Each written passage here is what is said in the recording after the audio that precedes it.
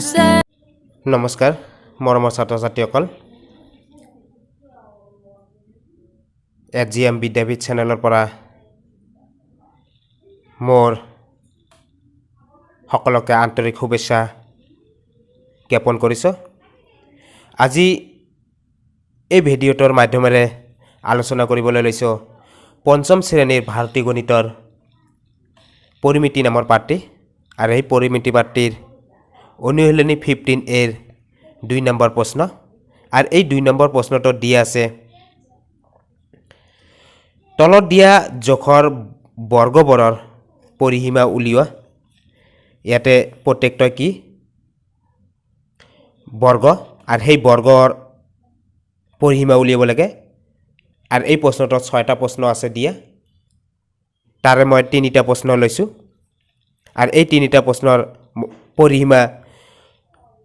কেনেকৈ নিৰ্ণয় কৰে সেইটো মই দেখাই দিম ইয়াতে বৰ্গ মানে কি বুজাইছে বৰ্গ মানে হৈছে স্কয়াৰ সাইজ চাৰিওফালে একে মাপৰ আর সেই বর্গর চারিওটা বাহু কি হয় সমান হয় বর্গর চারিওটা বাহু সমান ই যদি 4 cm হয় তাহলে প্রত্যেকটাই কিমান হ'ব 4 cm চারিওটাই 4 cm তে বর্গর যেতিয়া পরিসীমা উলিয়াবা পরিসীমার সূত্রটা হৈছে 4 ইনটু বাহুর দিক এটা হৈছে বর্গর পরিসীমার সূত্র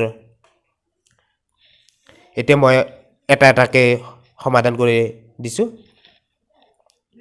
এ নাম্বার সলভ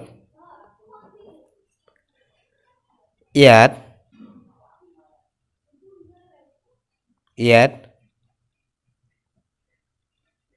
বর্গর বাহুর দিক সমান 13 সেন্টিমিটার সিএম মানে সেন্টিমিটার এটাকে বর্গর কি উলাব লাগে পরিসীমা সমান 4 ইনটু বাহুর দিক 4 ইনটু বাহুর দিক তে 4 ইনটু বাহুর দিক কিমান আছে 13 সেন্টিমিটার দিয়েছে 13 cm 3 গুণ 12 2 হাতত থাকিব 1 4 গুণ 4 হাতত থাকে 5 অর্থাৎ 52 cm এটা হচ্ছে বর্গর পরিসীমা নেক্সট বি নাম্বার সলভ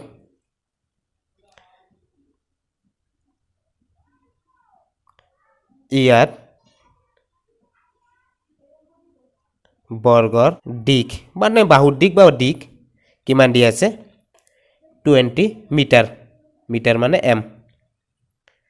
এটাকে বর্গর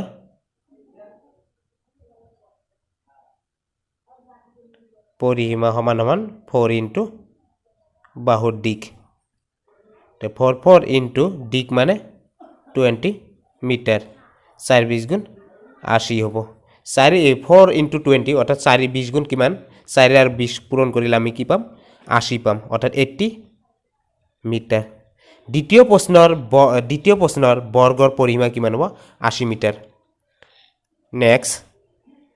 সি নাম্বার সলভ ইয়াত বর্গর সি নাম্বারত বর্গর দিক দিয়ে আছে 2.6 মিটার এটাকে বর্গর পরিসীমা সমান 4 ইনটু দিক 4 ইনটু দিক মানে 2.6 মিটার এটা 4 ইনটু 4 লগত 2.6 পূরণ কৰি দিয়া 4 6 গুণ 24 4 হাতত থাকিব 2 4 দুগুণ 8 8 9 10 11 দামি গেছে 11 অর্থাৎ 10.4 মিটার এইটো হ'ব সি নাম্বার প্রশ্নের উত্তর মৰমৰ ছাত্ৰ ছাত্ৰীসকল আজি আমি এই 2 নম্বৰ প্ৰশ্নৰ 3টা প্ৰশ্ন সমাধান কৰিলো যেহেতু হাতত সময় অল্প সেইকাৰণে মই 3টা প্ৰশ্নই তোমালোকলৈ আগবঢ়াই দিলোঁ আৰু আজি ইয়াৰ পৰা মই বিদায় লৈছোঁ জয় হিন্দ